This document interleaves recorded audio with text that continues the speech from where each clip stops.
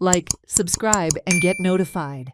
Chief Minister Pramod Sawant announced that 14 crore rupees will be spent directly and indirectly for the road development project, benefiting 70 residents of Kajugoto village. During his full-day visit to the village on Sunday, CM Sawant emphasized the government's commitment to rural development, stating, "The government will not hesitate to spend even 10 lakh rupees per villager for development."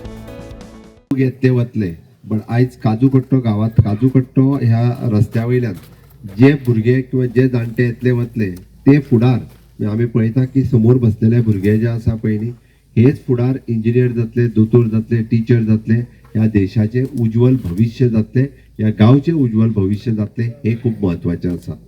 त्या खातीर 7 कोटी रुपया आमी रस्त्याक directly आणि indirect अजून 7 कोटी रुपया मोडटा आसतना खंयसरूच वायट दिसना, वयल्यान समाधान जाता की हय जरी 70 लोक असले प्रत्येकाच्यार आमी 10-10 लाख रुपये जरी मोडचे पडले असत जाल्यार ते सुद्धा पैसे सरकारान मोडपाक जाय कारण तेजी ती गरज आसा.